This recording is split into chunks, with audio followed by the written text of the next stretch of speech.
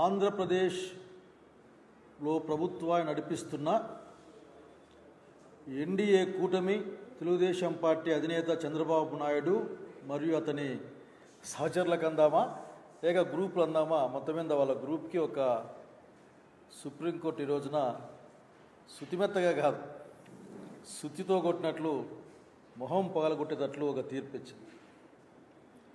చాలా కాలంగా చెప్తా ఉన్నాం బాబు గారికి, మీరు భారత రాజ్యాంగాన్ని గుర్తుపెట్టుకోవడం లేదు, భారత రాజ్యాంగంలో ఉన్న అనేక హక్కుల్ని కానీ విధులను కానీ గుర్తుపెట్టుకోవడం లేదు, కేవలం కక్ష సాధింపు రాజకీయాలతో ఎర్రబుక్ అనే పేరుతో ఈ రోజున ప్రజాస్వామ్య విరుద్ధమైన రాజ్యాంగ విరుద్ధమైన పరిపాలన చేస్తూ ఉన్నారు.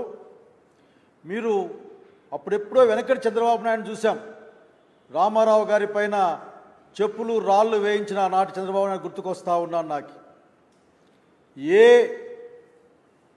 సూచన లేదు, లేకుంటే ఏ పరిధి లేదు, అధికారం కోసం ఎంతకైనా తెగిస్తాడు చంద్రబాబు నాయుడు అని చెప్పడానికి రామారావు గారి పైన ఇదే వైస్రాయ్ హోటల్ నుంచి చెప్పులు వేయించిన సంఘటన ఒక పెద్ద ఉదాహరణ. అట్లాగే అసెంబ్లీలో మాట్లాడతామన్న రామారావు గారిని దాదాపు మెడ పట్టి బయటికి గెట్టేంత పనిచేసిన ఆ రోజు గుర్తు తెచ్చుకుంటా ఉన్నాను. కొమ్మినేని శ్రీనివాసరావు గారిని మీరు అరెస్ట్ చేయించారు. అరెస్ట్ అందామా లేక ఎత్తుకుపోయారందామా?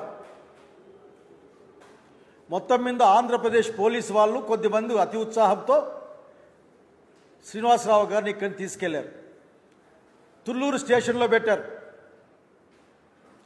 అసలుకి మీకు ఏదైనా కానీ నేను అధికారులను కోరుతా ఉన్నా, నేను నిజంగా అంత ఉత్సాహంతో పనిచేస్తున్నా, అతి ఉత్సాహంతో పనిచేస్తున్నా అన్నది కూడా నేను కోరుకుంటా ఉన్నా. ఒక్క నిమిషం ఆగండి. మీరేమీ ఆకాశంలోంచి ఊడిపడలేదు చంద్రబాబు నాయుడు గారు లేక మీరో. రాజ్యాంగబద్ధంగానే అందరం పరిపాలించాల్సి ఉంటుంది. 3 సంవత్సరాలు 7 సంవత్సరాల కంటే తక్కువ శిక్ష పడే ఆరోపణలు ఉన్నప్పుడు 41 నోటీస్ ఇవ్వాలి అన్న సుప్రీంకోర్టు గైడ్ లైన్స్ మీకు పట్టదు.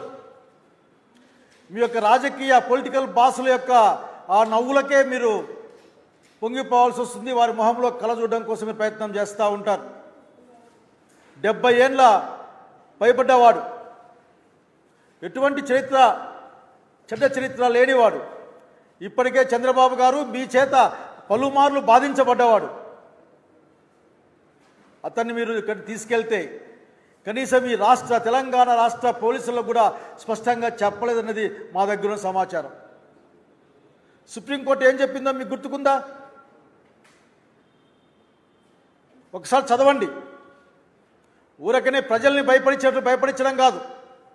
ఈరోజు ఏదో మాట్లాడుతూ సూపర్ 6 ఇచ్చేసా, అయిపోయినాయి, అమలు అయిపోయినాయి. అసలు చెప్పడానికైనా కానీ నాకు రాజశేఖర రెడ్డి గారు గుర్తుకొస్తూ ఉన్నారు. రాజశేఖర రెడ్డి గారు అసెంబ్లీ ఇట్లానే వాళ్ళు చెప్పడానికి మీకైనా అది ఉందా అని. అతను నీ ఫ్రెండ్గా, అతను నీకు సరి సమానం కాబట్టి, లేకుంటే నీ సమాన వయసు కాబట్టి నా మాట అనగలిగాడు, నేను అనలేకపోతా ఉన్నా. నీకు అది ఉందా అని ఆయన అంటాడు ఆఖరికి ఆ రోజున. ఈ రోజున కొమ్మినేని శ్రీనివాసరావు సంఘటనని నిన్న ఎంత జుగుప్సాకరంగా మాట్లాడావు,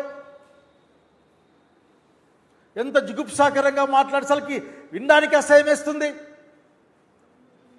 ఆడపిల్లకాయలను అడ్డం పెట్టుకొని రాజకీయం చేసే ప్రయత్నమా నువ్వు? టీవీ డిబేట్లలో ఒక వ్యాఖ్యాత ఏదైనా వ్యాఖ్యానిస్తే ఆ వ్యాఖ్యాతకు అక్కడ దాన్ని నడిపించే వారికి కూడా సంబంధం ఏంది? నవ్వాడట. సుప్రీంకోర్టులు చెప్పారు, మీ మొహం మీదే నవ్వారు సుప్రీంకోర్టు జడ్జి, గౌరవ జడ్జిలంతా. ఆఖరికి చంద్రబాబు నాయుడు గారు మీ లాయర్ల మొహం మీద నవ్వితే మీ మీద నవ్వినట్లే గుర్తుపెట్టుకోండి. కుట్ర పన్నాడట. కుట్ర మీ దగ్గర ఉంది. కేవలం ఆడబిడ్డల పేరు పెట్టుకొని వాళ్ళని రెచ్చగొడుతూ ఆ ముసుగులో మీరు సాక్షి ఆఫీసుల పైన దాడి చేసి చూడడం అన్నది చూసాం. బహుశా మీకు సాక్షి అంటే దడ. సాక్షి పేపర్ చూస్తే వణుకు మీకు. మీ యొక్క అబద్ధాన్ని, మీ యొక్క నిజస్వరూపాన్ని బట్ట బయలు చేసే ఒక వేదిక ఈ రోజున సాక్షి పేపర్ కానీ టీవీ కానీ. మిగతా వాళ్ళని మీరు భయపడిస్తారు, ప్రసారాలు ఆపేస్తారు. ఎక్కువ మాట్లాడితే మాస్టర్ కేబుల్ ఆపరేటర్లు బెదిరిస్తారు మీరు.